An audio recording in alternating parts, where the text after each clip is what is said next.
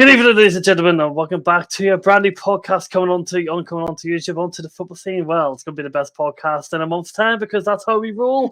It is called your weekly dose of football, where we will bring you every little piece of football knowledge from the past week that we can give you, and also give you some entertaining football piece as well. The board international break is coming because we have one coming in 2 weeks' time, which is very, very sad. But we won't think about that yet. We'll look ahead to what is to come.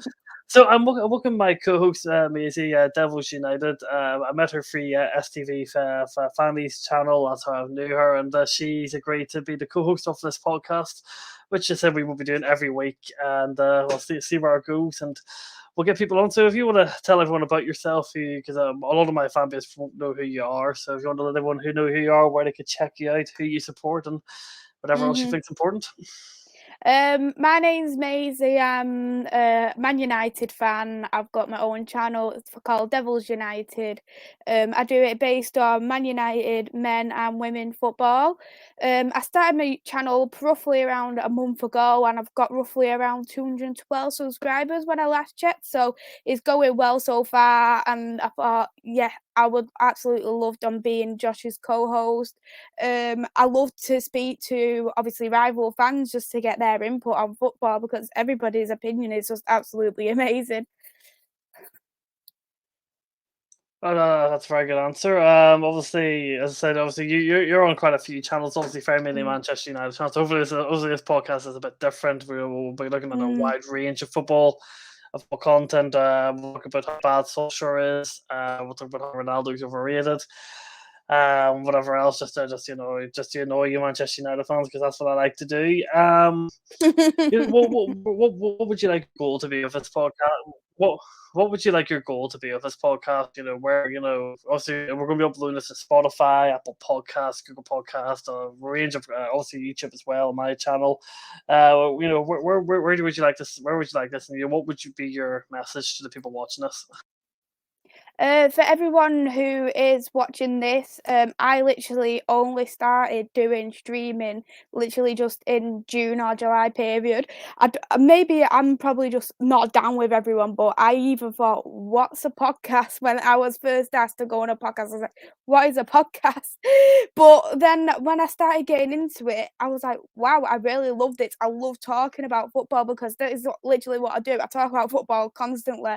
My friends don't like football. The only person I could talk about football to was literally my dad.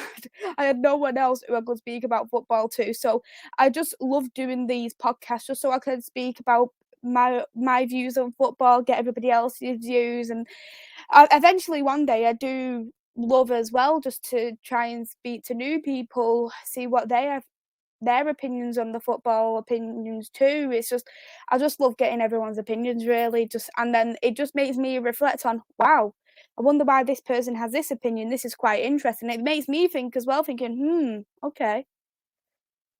Yeah, I was actually the same. I started doing a podcast on the Dugout Football Channel as the co-host of the Wonderful Podcast, and then I was asked to come on a ton of other YouTube channels, and now I run my own channel, and it is a dynamo effect. You start doing one little thing and thinking this is just a little small thing you're doing, and the next minute you're doing it. Kind of it's like part of your life, it's and you're hiding them on different channels. Also, but as you've let me know, you're going to be on the big Manchester United channel, Ladies in Red, or also known as hair jar treatment. You excited about that? I'm really excited about going on there. I'm so excited because it's just learning new things. I've never been on a female podcast before neither, so it's quite interesting to speak to other females who know football and have that knowledge on football, because every single podcast I've ever been on, it's been mostly male dominated podcast. So having one what's a female podcast, it will help me reflect more on their views as well, and have that bit of a female kind of banter, whereas at the moment I'm more, oh my god, all this male banter all the time, so it's completely different for me, and I'm really excited. And I set up my own weekly show as well on Man United Agenda every Monday at 7 o'clock, doing player ratings on Man United players from the weekend before. Man, I've been on their channel only been on their channel once, but I think they're a really, really good bunch of lads over there. I really Mhm. think and they've actually grew really, really quickly too over the past couple of weeks. Mhm. And I was saying that they do work hard over there. I know, like in terms of like intros and overlays and presentation and their amount of members. Like, you think you did the prior ins with Talk, didn't you? Talk's obviously very well known. Yes. Talk's a very good guy. He's someone you can banter around with quite easily. So yes, I do completely agree. I said this podcast will be once a week. So it'll be on YouTube here, also be on Spotify, Apple Podcasts, Google Podcasts, and stuff. If anyone who's at work or on the move, this will be a bit of an easier one rather than having YouTube on your phone, because I don't think anyone has YouTube Premium. I don't think anyone spends £22 on YouTube Premium just to watch games or just to listen to stuff whenever your phone's closed. It's such a bizarre amount. So basically, we're going to just to kind of start off with. We're just going to kind of go through all the teams. Well, not all the teams. We'll go through just somebody. We're not going for all the teams. We'll be here all fucking night. We're just going to go. We're just going to go through some teams, some irrelevant teams. Well, obviously Arsenal aren't too irrelevant these days. And we're just going to we're going to see what we're going to just kind of think. We're going to kind of talk what we think about this team, and then we'll round it up. We'll round it up there. Obviously, as things stand, the League Cup games are currently happening. Manchester United are currently losing. It's the Carabao Cup. Generally, no one cares about that competition. Still, we don't want to lose. We should be expecting a win every single game, and it was just a really bad goal to concede from what I saw as well. And then Martial's had a few chances. It's just I've been an absolute awful game. I thought, you know what? Oh my god, I can't. I literally at that moment in time, I felt like wanting to scoop my eyeballs out with an ice cream scooper. That's how I genuinely felt, because I thought I can't deal with this game right now. It's just terrible. She bring Phil Jones on also for your problems. Obviously, he's on the bench. He's on the bench, which is quite a miracle. Anyway, the first couple we're going to speak about. North City, five games in, 0 wins, 0 draws, 5 losses. They've conceded 12 goals, and they've conceded 12 goals, and they've only scored 2. Mm-hmm. Do you think they might finish with less points than that Derby City team? Because my God, they are really this North. I don't understand Norwich. Like they're They're absolutely terrible. awful. They're atrociously bad. Terrible, absolutely terrible. And I was looking at I think it was for the first 4 opponents, and 3 of them were classed as the Big Six.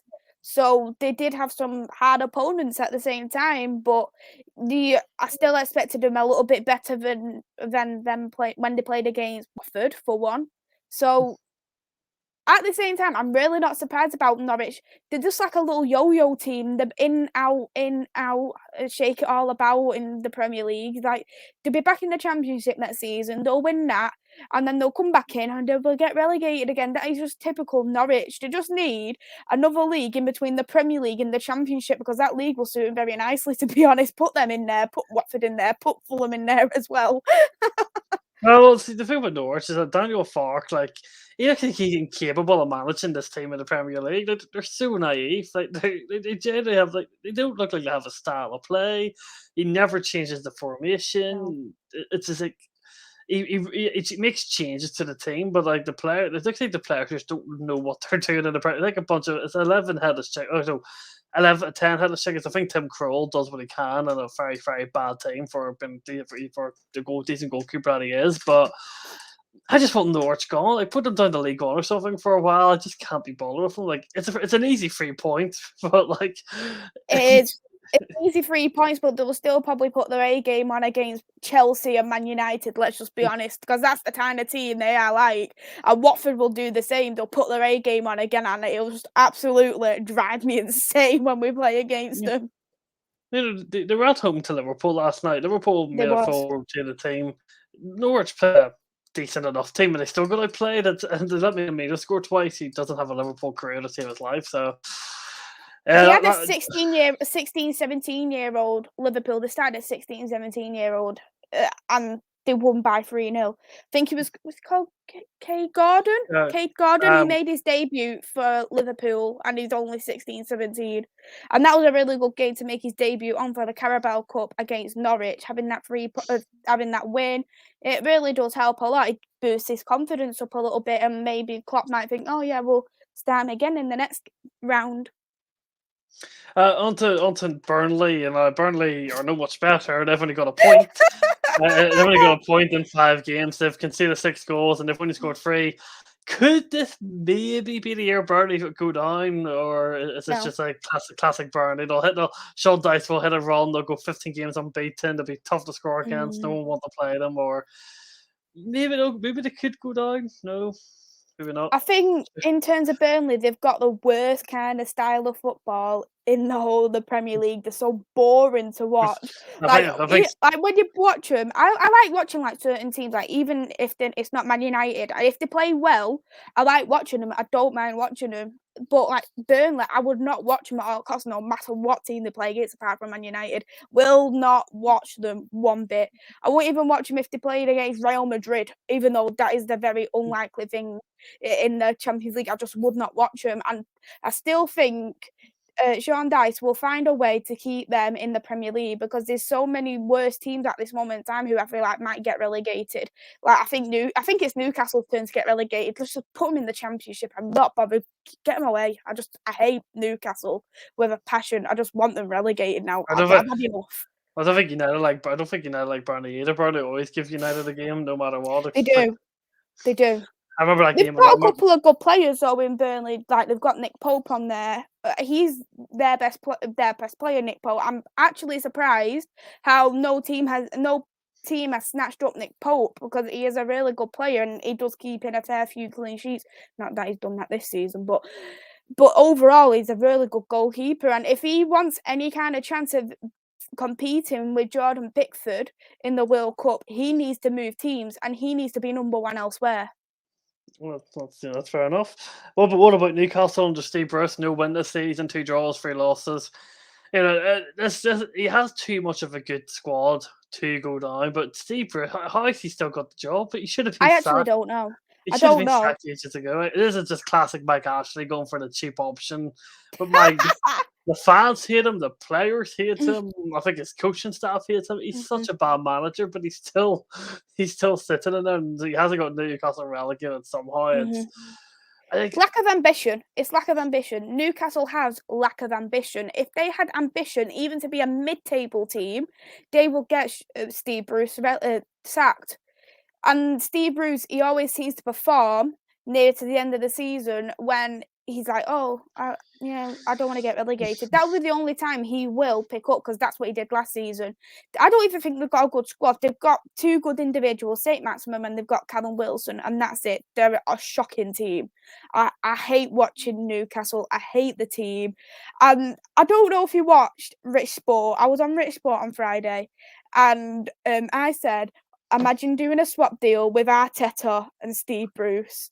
Arsenal fans said they'd rather have Steve Bruce, and Newcastle fans said they'd rather have Arteta. So they wanted the swap deal. That generally kind of just sums up how both fans feel with their clubs. At least Arteta's sort of doing some type of improvement. What's your answer, Arteta or Steve Bruce? I'd rather have Arteta. I despise Steve Bruce. I think at least Arteta tries to play some form of attacking football. Steve Bruce plays back 5s against non-league. He played a back 5 in a friendly against a non-league team and lost 2-0 with a starting 11 out. It just sums up Steve Bruce in a nutshell.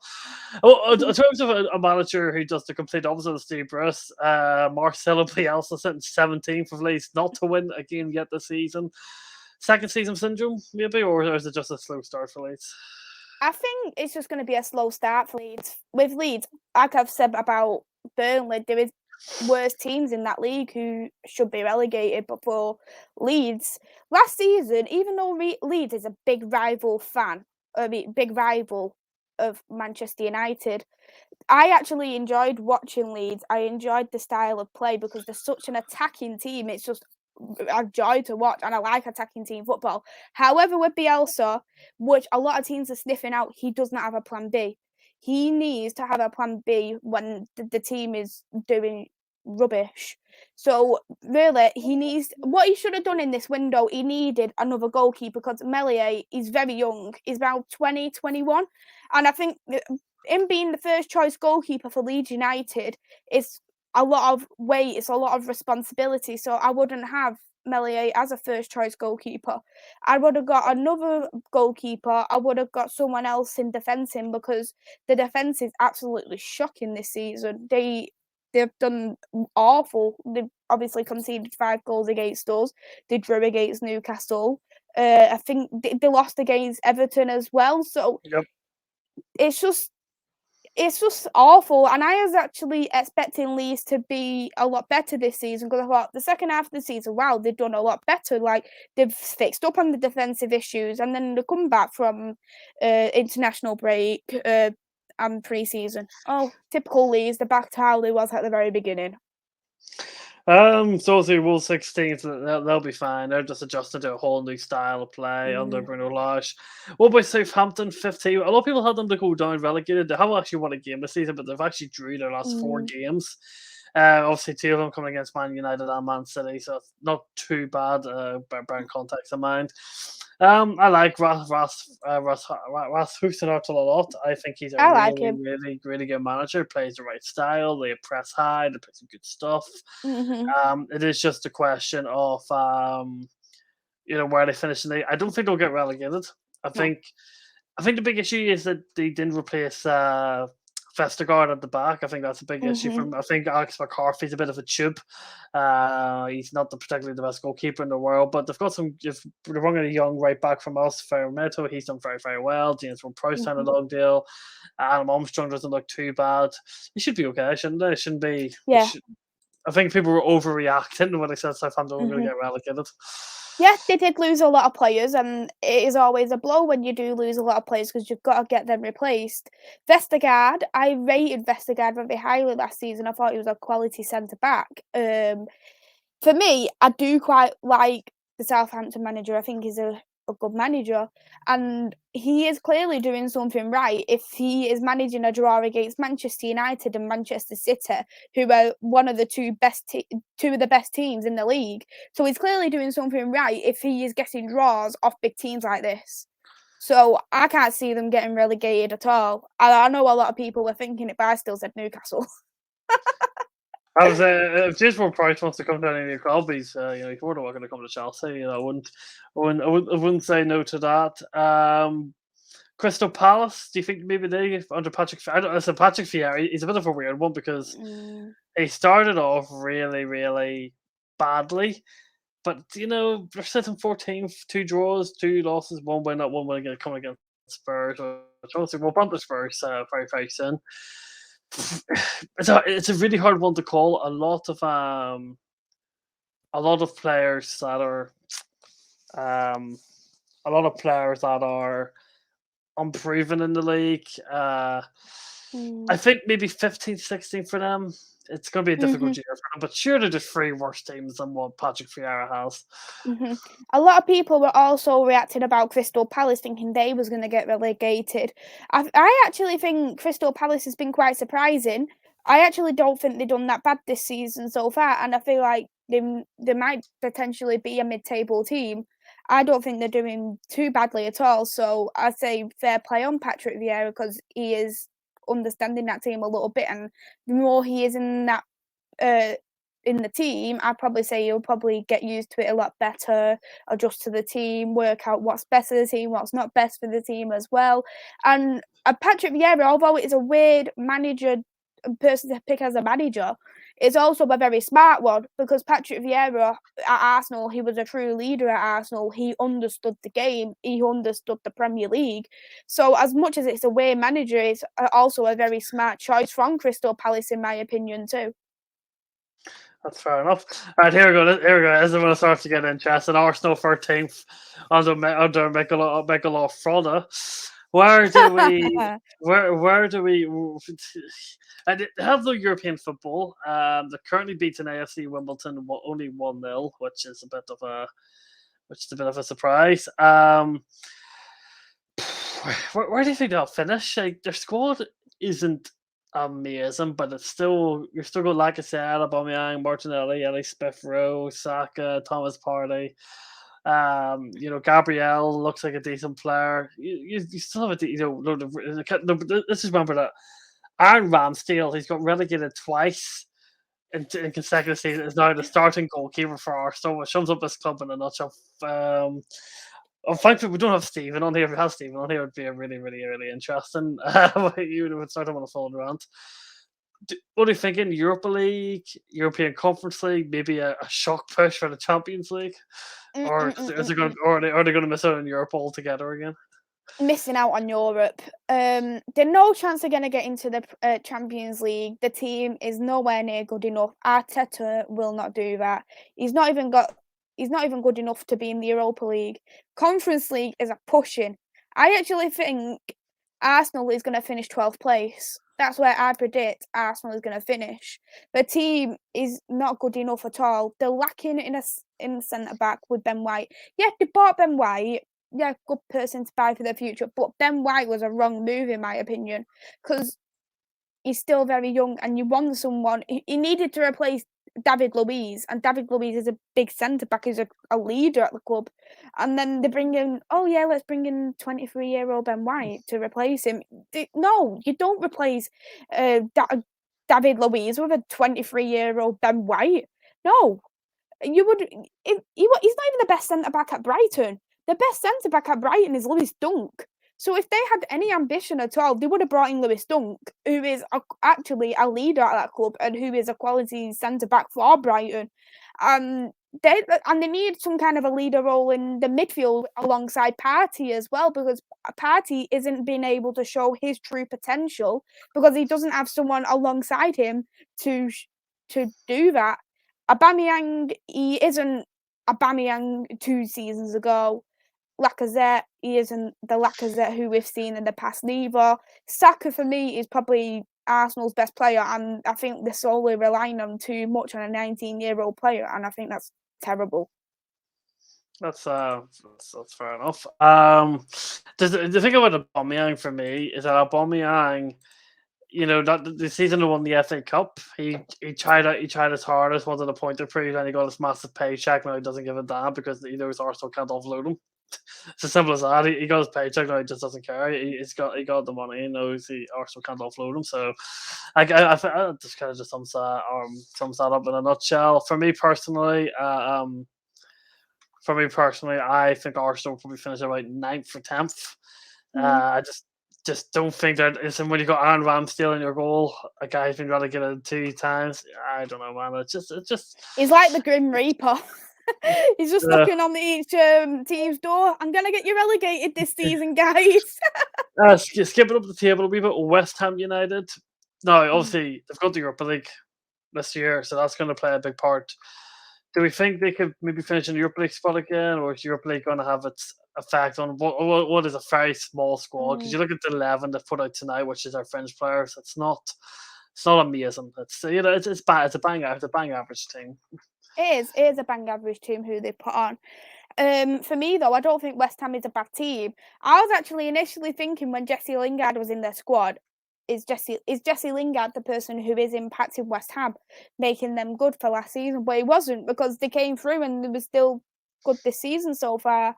They just obviously lost against us. And yeah, they're getting their revenge today. But but for me, I actually think they could potentially finish in the Europa League spot, just depending on how far they get in the Europa League.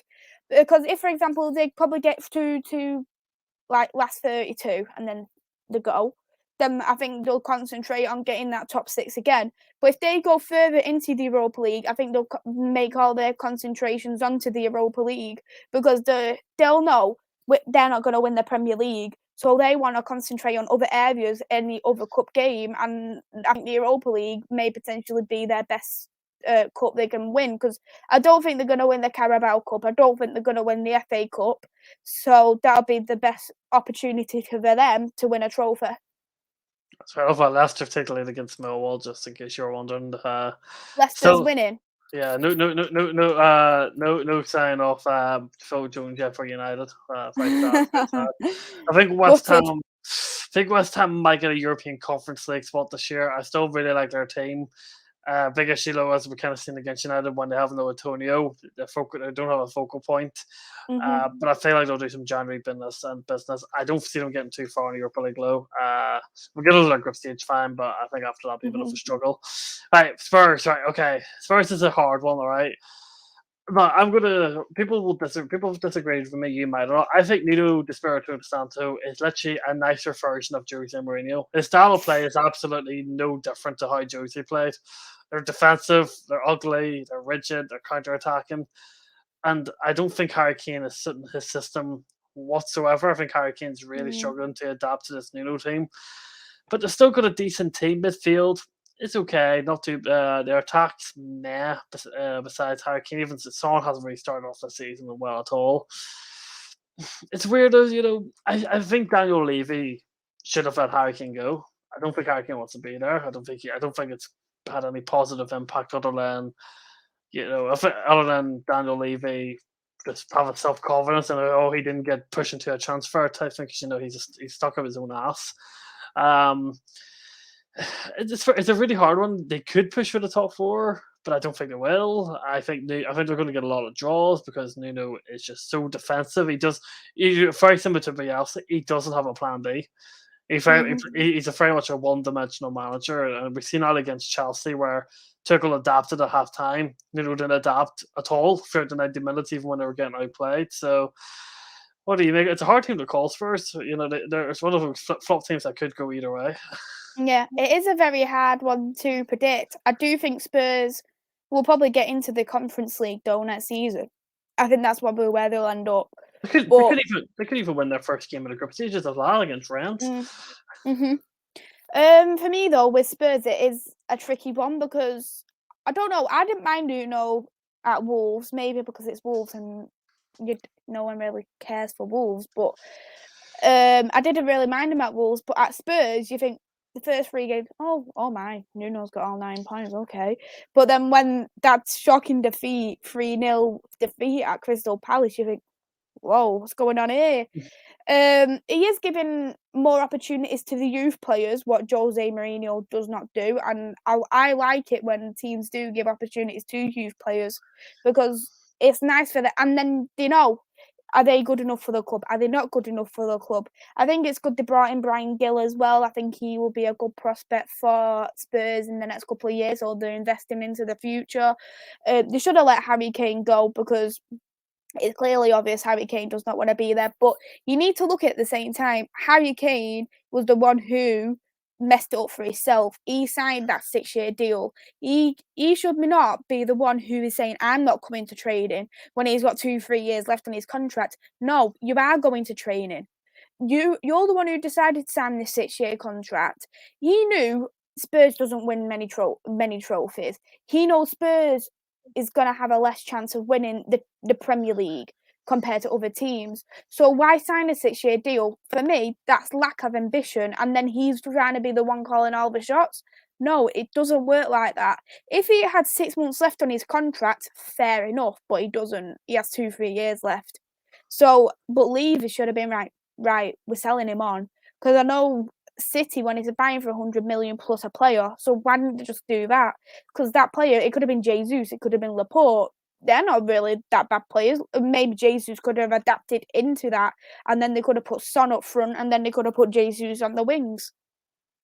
No, I do completely agree. I think that Spurs team there's just something not right about them. They just I don't know. I don't want Spurs to do what despise them with a passion, but I hope they finish seventh because that's just that team that always everyone kind of looks at and goes, "Oh, this could be the year Spurs go on and do nope," and they absolutely fail. I don't think Nuno will last beyond next season. Though I think he'll be sacked. I just don't think his style is going to sit the fans or sit the players. That's one reason why Jose Mourinho was hold out very, very quickly. On to Chelsea have just scored. Timo Werner's on the score sheet. Timo Werner has scored a goal for Chelsea Football Club. Oh That's a my shock. god! So, That's a shock. That's a it's, shock. it's a League Cup, it kind of just sums up the League Cup in a nutshell. Timo Werner has scored a goal for Chelsea. Chelsea lead 1-0. But Everton, right, okay. Everton, this is the funny thing, right? Everton, um, okay, yes, they got knocked out in the Carabao Cup yesterday to QPR. Bad result, but anyway. They've won 3 of their opening 5 games, drawn 1 and lose 1. Yet Rafa Benitez is still getting a ton of stick from Everton fans. Why is I think Rafa is probably one of the best managers in the world. He hasn't failed anywhere he's been in recent time. Mhm. I love Rafa Benitez. I think he's a really good manager. Why is Everton giving him such a hard time? He's a great manager. He's pretty. People don't like to say it, but Carlo Ancelotti failed with that Everton team last year. Like they were really, really bad towards the end of the year under Ancelotti. He's came in, and I think he's doing a really good job with a very bad situation with financial fair play.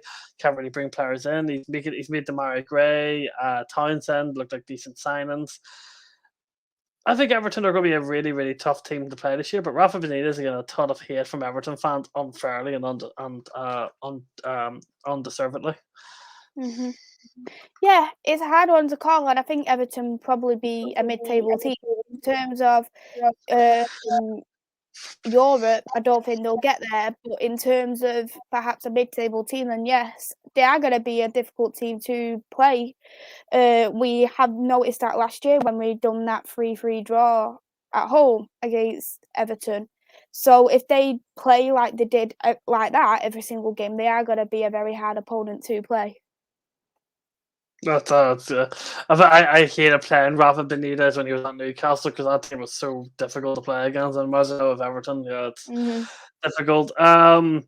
Manchester City, we're going to leave Manchester City because I Yeah. don't think they've particularly found their feet yet.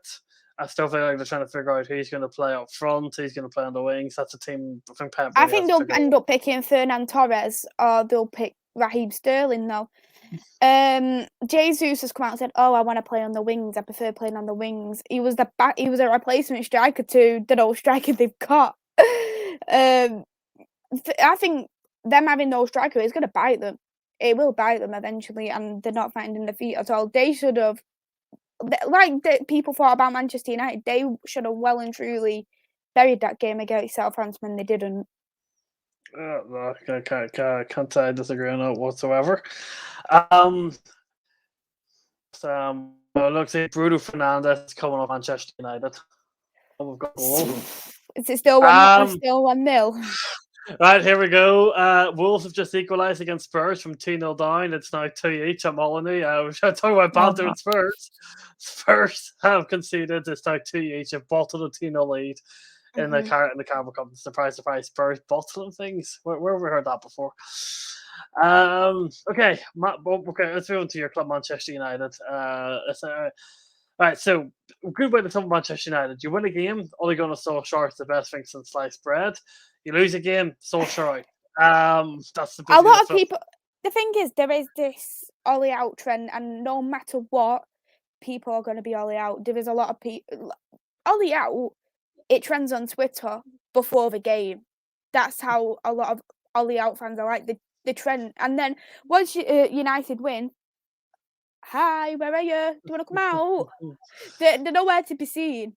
And for me, he has improved the team a lot. If you look at that team, what Jose Mourinho put out like against Arsenal before he got sacked, and then you look at this team now, you will think, wow, that was like B-Tech. It was even worse than B-Tech. And then you've got here, this is bloody A level. Like this is, you know what I mean? Like it was just Jose Mourinho. I used to think, wow, oh, I love Jose Mourinho. That's what I was like when he was at United. I don't want Jose Mourinho to get sacked, but then when I watch back at Jose Mourinho's games, I think, did we play like this? Oh my god, this is terrible. And then they say Ollie plays awful. I think, do you want to look back and see how Louis van Gaal played? Do you want to see how Jose Mourinho played? And then you want to slag Ollie off? Yeah, we won trophies under the pair of them, but I would rather wait a couple of years, build a team, and then have a long-term success rather than having managers who are not caring for the club. Because Jose Mourinho, I think he does have a soft spot for Chelsea, but I don't think he has a soft spot for Manchester United. He just come there because he wanted a job.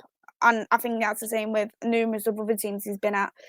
So I'd rather have a manager who actually cares for the club, and I can see that Ollie does care for the club. He's improved himself as a manager. He's using his substitutes more wisely now. He's using them at an appropriate time, what he didn't do last season, and he's brought in a set piece coach as well, which is another improvement. But a lot of people aren't seeing that at the moment. So.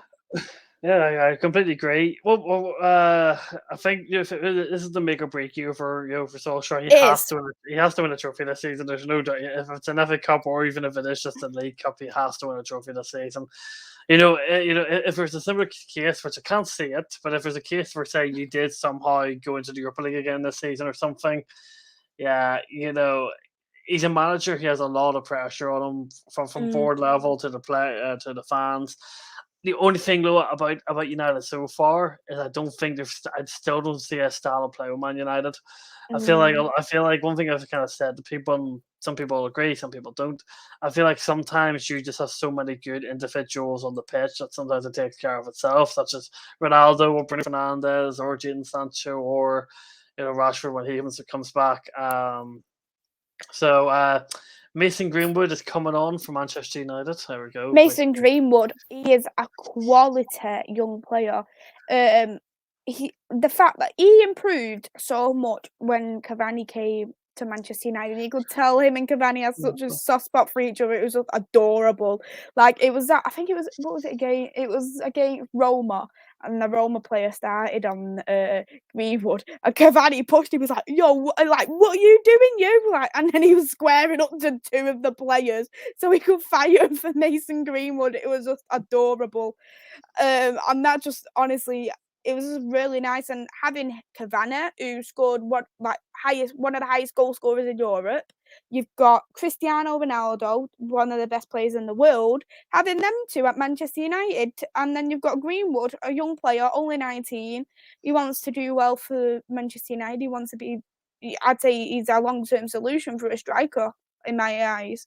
And having them two teaching him it's just I'm just thinking it right now, and I'm just getting like wow. Mason Greenwood was definitely one of the most. He's one of the most generational players out there. Just to say about Mason Greenwood, that Juan Mata has gone off for Mason Greenwood, so Martial being moved out to the wing, seemingly so. Okay, what about Liverpool? When I was doing my predictions, whenever I was doing our predictions for Liverpool, everyone had them third or fourth. Maybe people have been sleeping on Liverpool a tiny bit because their stats are quite scary. They've only conceded one goal and scored 12, and yes, they drew with Chelsea. He had 10 men, but Chelsea, for reasons will come on, technically really wasn't a bad draw. Maybe in hindsight, taken away from the fact it was Anfield. Do we see Liverpool in the title race, or do you think maybe their squad depth is going to come in an issue because they don't have much squad depth compared to United, Chelsea, and City? They don't, and this is the bad thing about Liverpool's board. They've seen how many injuries they had last season. They had loads of injuries, and as the board, they should have been like, right, we need to get a backup here in the centre back. Which they got a backup centre back, okay, but they needed backup midfielders. Knowing as well that it's the African Cup coming up in January, and then there's all this red list, green list malarkey as well. Mane and Salah is going to be out for a while. Who they're going to play? They're going to play some youth players in their replacement. And Harvey Elliott is injured as well, because Harvey Elliott could have played where Salah was playing, but he is also injured now. So, and then once they come back, they've got to self-isolate for 10 days because Africa is classed as the red list to the UK. So it's going to be very, very difficult for Liverpool this season. I predicted them fourth, but if they get quite a few injuries, I think they might get fifth to sixth. Aston Villa have equalised against Chelsea in the Carabao Cup. As you can tell, I really don't care. I really couldn't care. It was a 19-year-old from the Aston Villa Academy graduate who scored a goal for West Ham. It was an absolute screamer. So fair enough. Aston Villa have equalised. On to so the final club on to Chelsea. Chelsea. I've seen a couple of updated predictions since they started the transfer window. People do now have Chelsea as the favourites to win the title. I'm very reluctant to jump on that bandwagon and say Chelsea are favourites. I still worry about I the back. do. I still worry about a backup striker if Lukaku can't play or is injured, who takes his place. Um, Still a couple of issues with the midfield. Saul, I'm not watching the Chelsea, but apparently Saul is again struggling. There's issues in the midfield. Mm. Defensively, I'm confident. I'm even confident in Kappa these days, which nothing to say that. Do you have Chelsea as title favourites this year? Yeah, I actually think Chelsea is going to be Man United's biggest opponent. I think that it's over Man City and Liverpool and all the other teams. I think Chelsea is Man United's biggest opponent. What I like Chelsea overall, they've got a good squad. I like it's like that little diamond formation they're playing. I like that diamond formation. I know they're not playing it tonight, but overall they play like that diamond formation. For me, Mendy's the best goalkeeper in the Premier League, but because he's not called Edison and he's not called Allison, he doesn't get a look in. He's not seen as a good goalkeeper to people. He came in a month later compared to other goalkeepers last season and still got one of the highest clean sheets. That Yeah, just the says thing a is, lot about the player. And Rudiger, another underrated player for me. I quite like him. I like Rudiger. Reece James is another one who I do like as a player. Lukaku is like that missing jigsaw piece for Chelsea Football Club because that was what they were lacking in last season. They were lacking in goals. And they've got Lukaku now, who is a very, very good striker. It's just a shame he didn't work out at Manchester United because he wasn't there because he was getting a bit unhealthy. He wasn't loving the club at that moment when he was leaving. It was a shame, but Inter Milan made him a beast, and it's good Chelsea's got him while he's like this because he's gonna be a very amazing buy. He's an amazing buy for Chelsea. But in terms of Sol, we just have to see how Sol gets on. But he's not gonna be the first choice anyway because there's Kante, there's Kovacic, they've got Jorginho. So they're gonna always make that starting 11 before Sol anyway. that's a very good point. And the thing about Chelsea is that they're just so solid in every single part of the pitch, and the fact that Thiago Silva at 37 is still doing what he was doing, he was able to keep up with Son, which for a guy 37 years old is actually incredible. Mm-hmm. Mendy was such a good thing. Like, no one would have thought we were going to buy Mendy from Rennes and he was going to turn into what he Exactly. does. He was a very surprised player, a very surprised goalkeeper because last season the goalkeeping issues was the thing what needed to be addressed the most because Kepa he isn't there for Chelsea in my opinion. And then Mendy, they brought Mendy and I thought, oh, Mendy, why they brought him in? I didn't know much about Mendy, so I was thinking, wonder why they brought him in. But he, no one know much about him, and he's come to be an amazing player. Kante was the same before he came to Leicester. No one knew anything about Kante, and look at Kante now. He's the best central defensive midfielder in the league. That's the thing about Mendy too is that was the sole reason. Petr Cech literally is the reason why we got Mendy in. Petr Oh, Cech literally said, "Go out, get him." It was a so Petr Cech used to speak to Mendy. And the thing is also, Chelsea's Mendy's second only professional club. He's only been a professional goalkeeper for 5 years, and he is 29. So his story's remarkable. From guy he used to be 4 years ago he was a banker in Senegal. Now he's a Champions League winner, which is brilliant. absolutely remarkable. Yeah, he was unemployed, wasn't he, when he was like 23 or something, wasn't Yeah, he? It's just wow. that's that, It's a that's how dream. that's how you change your career around, and it's remarkable. And he's changed Chelsea around. I think Kappa's learned a lot of him too, because Kappa definitely, even though I don't trust Kappa still as much, Kappa definitely looks like he's he's learned stuff off Mendy, and that whole goalkeeping kind of cruise closely. I know Willie Caballero obviously no longer with us, but when he was, he did say about how the goalkeeping crew were so close together, and the connection they all had and stuff. So it's amazing. So you see when Kepa came off the bench and saved that penalty in the Super Cup to win it. Yeah.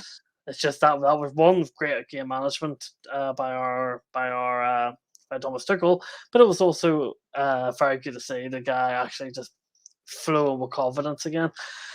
So that kind of runs about all the teams about the Premier League. I'll just ask you quickly before we round things up. How are you feeling about the Aston Villa game on the Saturday? It's a half 12 kickoff.